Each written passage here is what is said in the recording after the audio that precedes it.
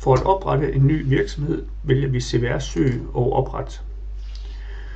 Vi taster enten navnet eller CVR-nummeret på den virksomhed, vi ønsker at oprette. Vi ser, at der hos Erhvervsstyrelsen er fundet 3 virksomheder, som hedder noget med Legoland. Den nederste virksomhed er markeret med rød, da den er ophørt. Vi vælger den virksomhed, vi ønsker at oprette, og klikker på Opret. Vi vælger, om vi ønsker at oprette virksomheden som kunde eller som leverandør. Hvis man bruger skabeloner, kan man her vælge den skabelon, man ønsker at anvende.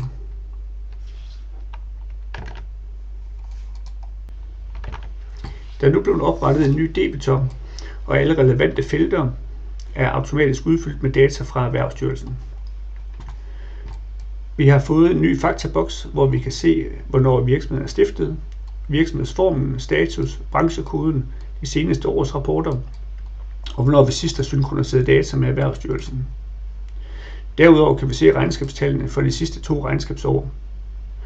Hvis vi ønsker at se det PDF-dokument, der ligger hos Erhvervsstyrelsen for et af regnskaberne, kan vi klikke på et af tallene, og en PDF vil blive åbnet.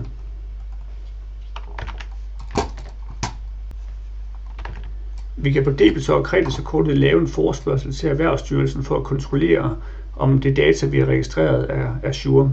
Inden jeg gør det, prøver jeg at ændre adressen på debitoren og klikker derefter på CVR opdater.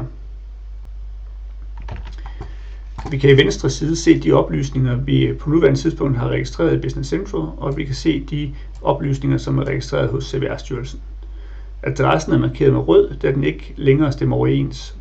Vi kan vælge, at denne skal opdateres, og den bliver nu grøn, da oplysningerne stemmer med Erhvervsstyrelsen.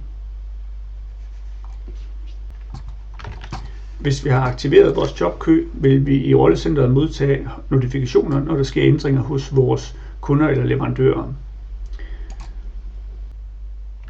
Vi ser nu en oversigt over alle de ændringer, som er registreret hos Erhvervsstyrelsen på vores debitorer og kreditorer.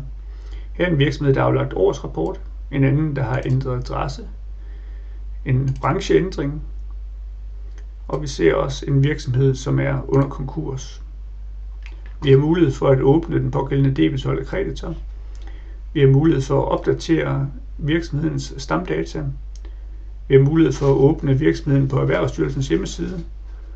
Og når vi har håndteret de enkelte notifikationer, kan de sættes som håndteret, hvorefter de forsvinder i oversigten.